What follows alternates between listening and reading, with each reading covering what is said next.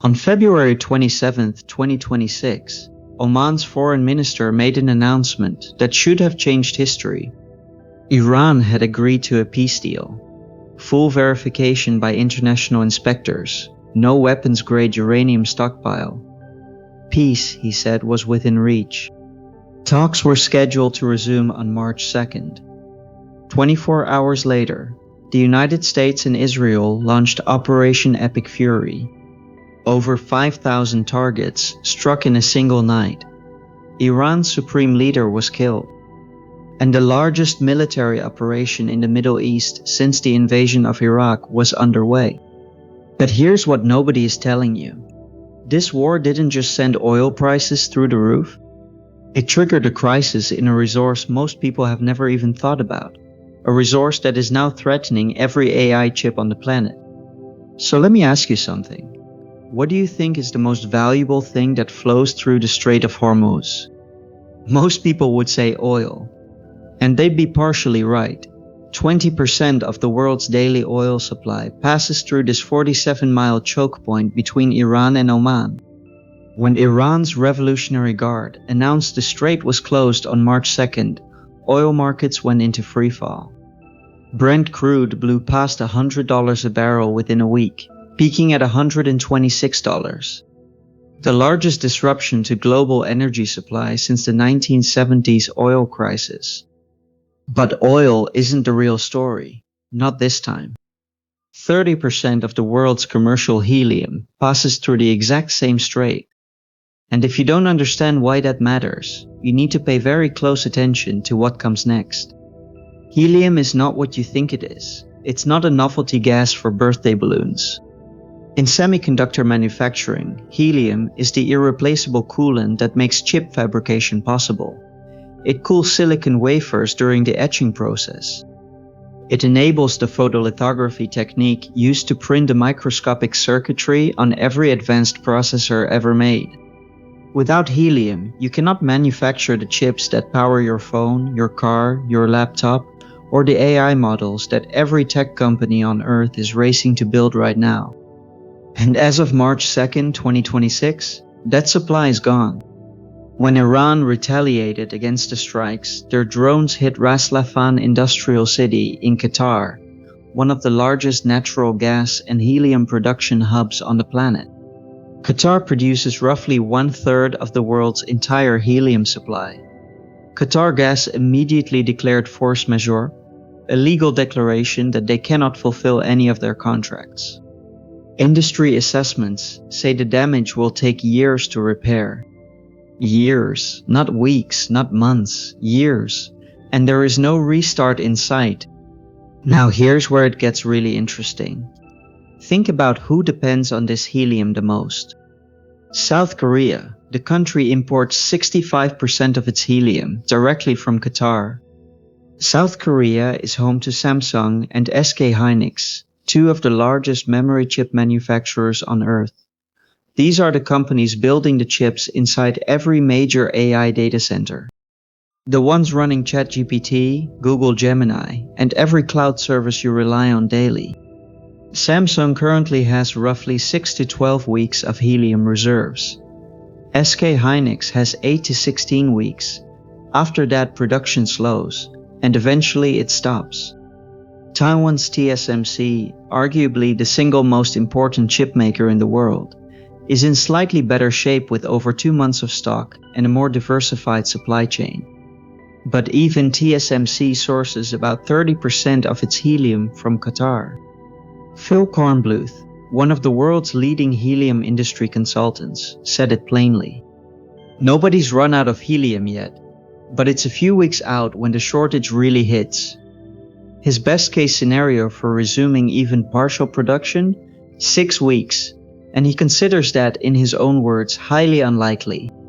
So let me spell out what this means. The AI boom, the most transformative economic shift of the last decade, runs on advanced chips. The chips run on helium.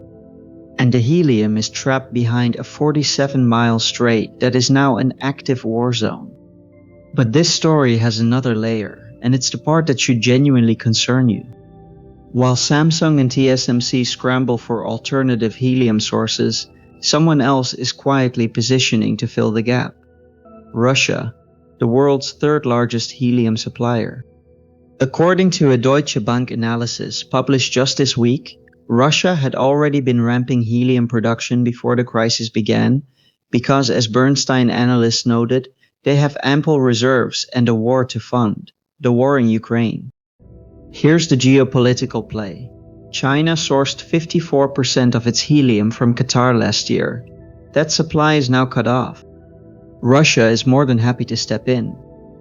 Western chip makers won't touch Russian helium because of sanctions, but China has no such restriction. So Russia feeds China's chip supply, tightening the global market for everyone else, and funds its own war in the process. Think about that for a moment. A war in Iran is funding a war in Ukraine through helium of all things. And the cost is paid by every country that depends on advanced semiconductors, which is every country on Earth. Meanwhile, the immediate economic damage is already devastating. Oil is still above $108 a barrel. Gasoline in California has blown past $5 a gallon. 21 merchant ships have been attacked in the Strait since the closure. Europe's gas storage is dangerously low, heading into what should be a recovery period. And the European Central Bank, which had been cutting rates to stimulate growth, is now openly considering rate hikes. Christine Lagarde said this week that if the inflation shock overshoots their target, even temporarily, some measured adjustment of policy could be warranted. That's central banker language for raising interest rates during an economic slowdown. The word for that combination is stagflation, rising prices, stagnant growth. It is the worst possible outcome in economics. And the latest business survey data shows the Eurozone is already there, with business input costs at a 3-year high and GDP growth at just 0.1% per quarter. That's not growth, that is a flat line. So who's watching all of this unfold, and what are they telling you? Larry Fink, CEO of BlackRock, the largest asset manager in the world, controlling over $10 trillion. Fink laid out two possible outcomes. Either the world accepts a new Iran quickly, oil floods back into the market, and prices drop to $40 a barrel.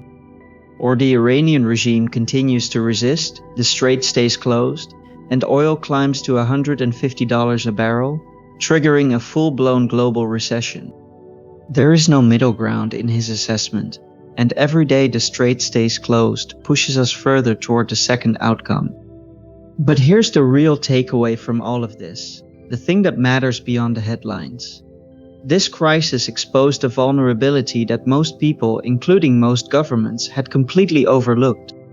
The entire AI revolution, the thing every tech company is betting their future on, depends on an invisible supply chain that flows through a single geographic choke point, one that a regional conflict can shut down in a matter of hours. We pour trillions into AI stocks. We celebrate every new model release. We build data centers at a pace the world has never seen. But nobody asks where the helium comes from. Nobody asks what happens when the 47-mile strait that carries it shuts down overnight.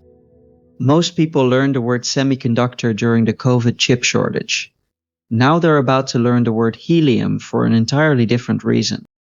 30% of the world's helium, 20% of its oil, all flowing through a single narrow passage between two coastlines you can see from a ship deck. That's the fragility of the system you've been told is stable.